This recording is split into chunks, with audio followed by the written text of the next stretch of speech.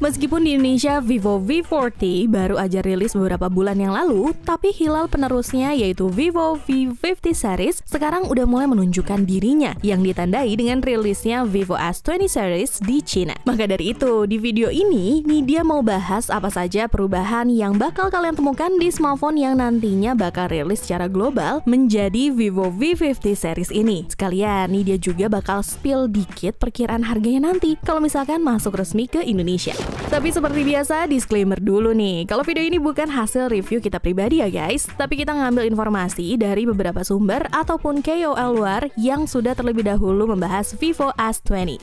Kita mulai pembahasannya dari desain. Secara overall, desain belakangnya masih mirip dengan model sebelumnya, tapi sekarang dibuat lebih ramping dengan desain kotak. Materialnya juga tetap kaca, memberikan kesan premium. Sementara bagian depannya juga masih dengan layar punch hole di tengah dan menggunakan teknologi quad-core display. Yang menarik, salah satu pilihan warna yang disediakan yaitu Phoenix Feather King Kong berwarna biru ini punya pola unik yang terlihat seperti bulu burung. Kalau kalian lihat dari berbagai sudut, ada garis-garis emas yang berkilauan dan bikin HP ini kelihatan premium. Selain cantik, tekstur ini juga membantu mengurangi bekas sidik jari. Lanjut ke modul kameranya, sekilas desainnya masih mirip seri Vivo S19 atau yang kita kenal sebagai seri Vivo V40. Terus nih, meskipun kapasitas baterainya tergolong besar, Vivo S20 ini tetap ramping dengan ketebalan cuma 7,19 mm dan bobot 190 gram.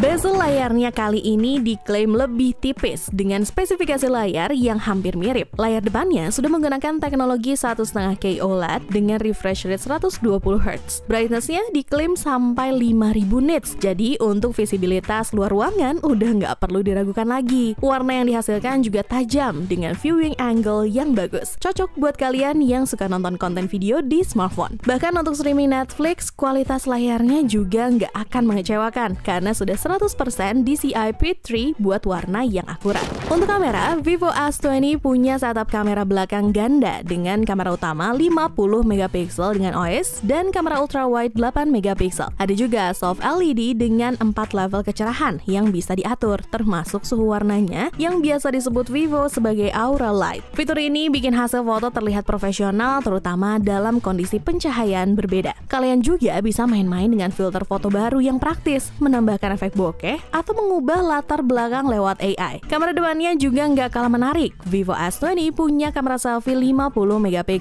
dengan autofocus dan dual LED flash untuk foto di kondisi minim cahaya. Ada juga fitur keren seperti menggunakan layar sebagai cermin dan efek zoom. Mungkin hal yang agak dinotis adalah ketiadaan Zeiss di modul kameranya. Tapi ini bukan hal yang perlu dikhawatirkan karena emang di Vivo S19 sebelumnya juga nggak ada. Tapi pas rilis global sebagai Vivo V40, Zeiss-nya muncul. Jadi semoga aja Zeiss tetap diimplementasikan ke Vivo V50 selanjutnya ya.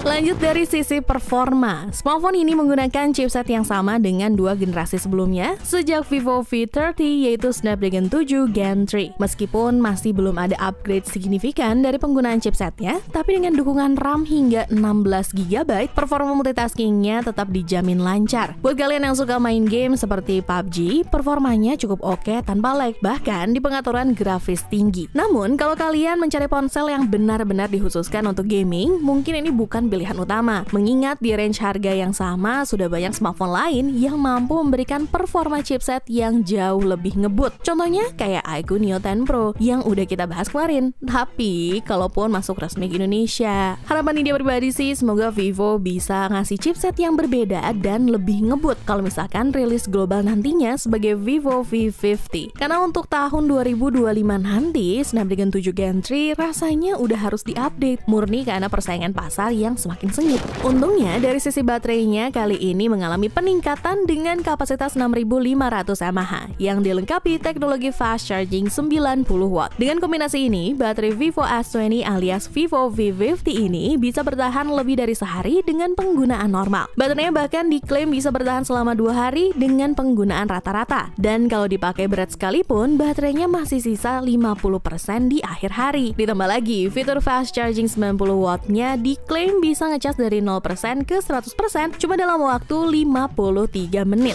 Sekarang soal harga, kalau kita berkaca dengan harga Vivo S20 ini di Cina, harganya itu dibanderol mulai dari 2.299 yuan atau sekitar 5 juta untuk varian 8/256 GB.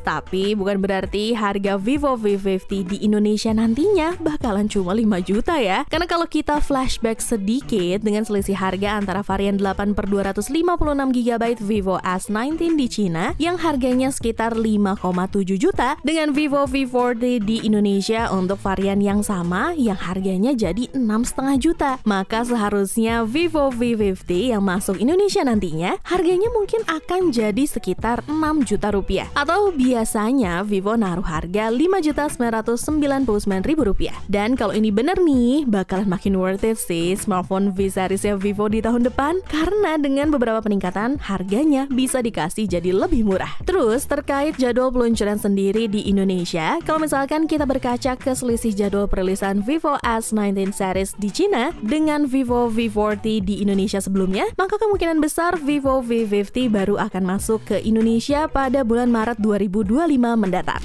Jadi mungkin segitu dulu aja bocoran dan informasi dari Nidia terkait Vivo V50 yang harusnya bakal rilis di awal tahun depan. Gimana menurut kalian? Jangan lupa kasih tahu pendapat kalian di kolom komentar ya. Kalau ada pertanyaan, tanya aja langsung di bawah. Cobalah.